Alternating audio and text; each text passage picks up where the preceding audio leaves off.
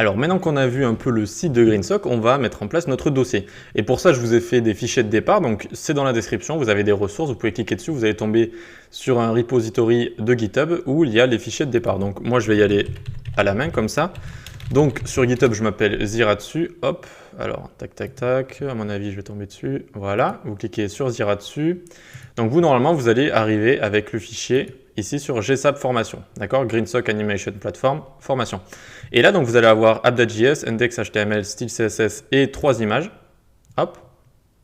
Et donc, vous allez juste cliquer ici sur Clone or Download. Vous download zip, donc vous allez avoir un fichier zip et vous allez extraire du coup ces fichiers.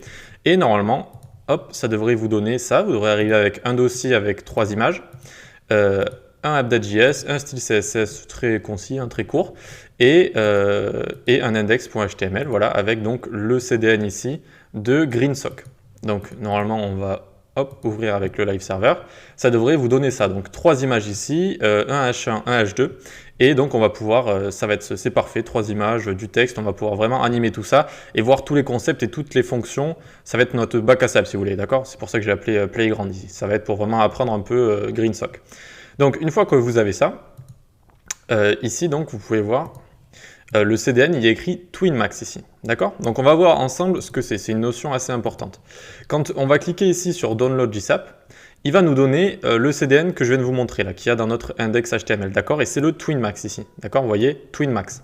Alors qu'est-ce que c'est que TwinMax? Si on va ici, on peut voir ici que quand on clique sur TwinLite, alors attendez, hop, quand on clique sur TwinLite, on n'a que TwinLite. C'est la version où il y a vraiment que TwinLite, les animations de base, on va dire, d'accord? Alors que si je clique sur TwinMax, regardez, hop, il y a vraiment plein de plugins, d'extras, d'animations qui sont inclus dedans, dont TwinLite et dont Timeline Lite aussi, d'accord, et Timeline Max. Donc on peut dire que TwinMax c'est la version plus complète, beaucoup plus complète avec toutes les animations et pas mal de plugins et d'extras aussi, les easing, c'est-à-dire les façons d'animer finalement avec Boons, etc. Et donc TwinMax c'est la version complète de TwinLite. Alors pourquoi les deux existent finalement? Eh bien parce que GreenSock c'est une librairie qui est assez ancienne, elle a 10 ans maintenant, ou plus de 10 ans même.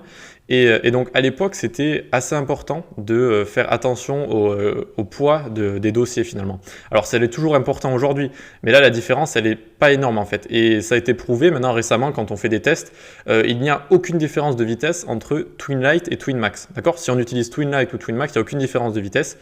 Alors que TwinMax est beaucoup plus complet, d'accord, nous permet beaucoup plus de choses.